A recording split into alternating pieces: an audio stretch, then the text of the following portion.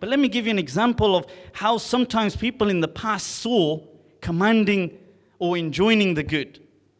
The story I narrated to you at the beginning of Ata ibn Abi Rabah is actually transmitted by a scholar known as Asmai.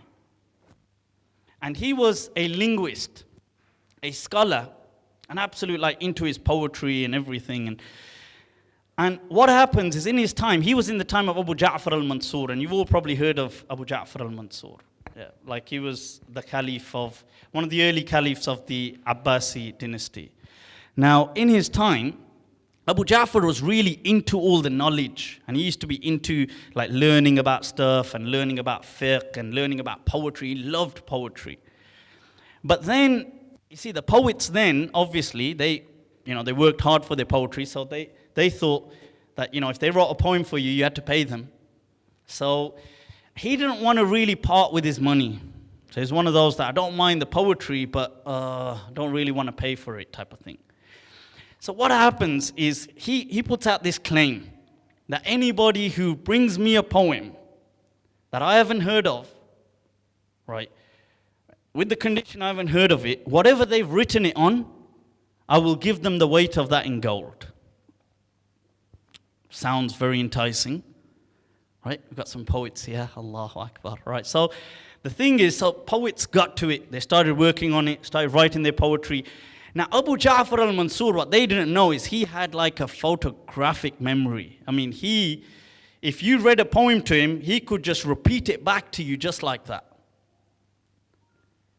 So, and then in his court, amongst many of his servants and slaves, he had a slave boy that had the memory, a solid memory, that if he heard something twice, he could repeat it back to you. And he had this one girl amongst his court that if she heard something 3 times, she could repeat it back to you. So what he would do is he would have them kind of waiting behind a curtain. And these poets would come, they've worked really hard, they've come up with this poetry, this qasida, and he would say, yeah, na'am, iqra, and they would kind of say their thing. He'd listen to it. It's beautiful. But you remember the condition, yeah? I couldn't have heard it before. They say, yeah, that's fine. He goes, but I've heard this before. I say, what are you talking about? He said, look, I'll repeat it back to you. I've heard this since a while. Look, I'll repeat it. So you'd repeat it back. And then the person would think, whoa, wait a minute, I just wrote that. He said, you know what, let me convince you. He said, go call for that slave boy of mine, go call for him. So that guy who's waiting behind the curtain would come round. And the first line of a poem is called a matla. So he'd say, have you heard of this poem with this matla? And the guy would say, yeah, I've heard of it. He'd say, go and read it. And the guy would read it. So the poet would be like, whoa. And he'd say, you know what? I don't think that's quite convinced you. Wait there. Go call for that girl. And she would be waiting behind the curtain. She would come forward. He'd say, hey, have you heard of this matla, this poem? And she would say, yeah. He'd say, all right, go and read it. And she would read it. So the poet would be just astounded that, what the hell is this? What's going on? I just came up with that. I mean, how the hell did they actually manage to... Damn. So that's it. He would go. So he wouldn't get no money. His efforts gone to waste. So anyway, this went on and on and on for a while. So all these poets have got together. So they've got together and they're kind of crying and, going, this guy's ripped us off and everything. And along comes Asmai, who's a legend. He's a don in poetry. He comes along and he says, look, what's going on? And they say, this is what's going on. He says, seriously, is that what he's doing? He says, all right. I got this, don't worry about it. So what he does is he dresses up as a Bedouin and he goes to the courts of Abu Ja'far al-Mansur. And he goes, yeah, I'm a Bedouin and I've come with a poem. And he goes, but what's the condition? He says, the condition is I've heard this before, remember that? He goes, all right, cool. He goes, what do I get if you haven't? Whatever you've written on, it's weight in gold. All right, cool. He says, all right. He says, cool. He says, this is called Sawtu Safir al-Bulbuli. That's the matla. That Hayyaja qalbi al-thamali. That means that the chirping of the nightingale has kind of moved my intoxicated heart. So he says, all right, go for it. So he says, الماء والزهر معا مع زهر لحظ المقلي. So he's listening, okay. He goes, فأنت يا سيدي لي وسيدي ومولي لي فكم تيمني غزيل عقيق لي قطفته من وجنة من لثم ورد الخجل فقال لا لا لا لا لا وقد غدا مهرولي والخود مالت طربا من فعل هذا الرجل فولولت وولولت ولي يا ويل لي فقلت لا تولولي وبين اللؤلؤ لي والعود دندن لي والطبل طب لي طب لي والسقف سق لي والرقص قد طاب لي.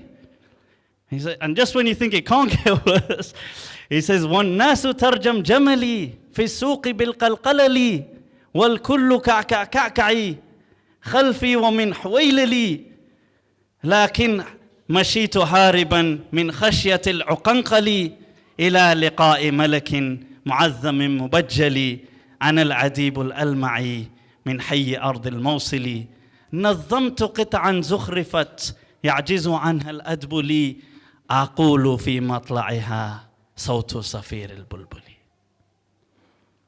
So Abu Ja'far's like, what the hell did he just say? His jaw has dropped right down. He's thinking, what the hell was that? All I got was Sawt Safir al-Bulbuli. I mean, so he goes, yes, yeah, Amir al-Mu'mineen.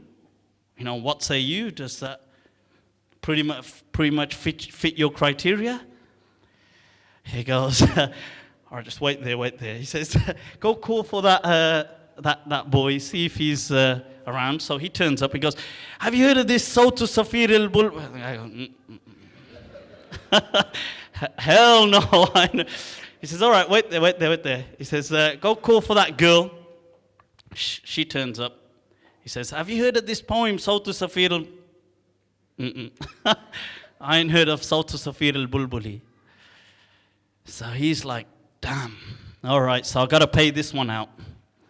So he says, all right then. He says, go on then, bring what you've written it on. He goes, yeah, Amir al-Mu'mineen, I'm a Bedouin, I don't really have much possessions. I only inherited a pillar of marble from my father. So I wrote it on this pillar of marble.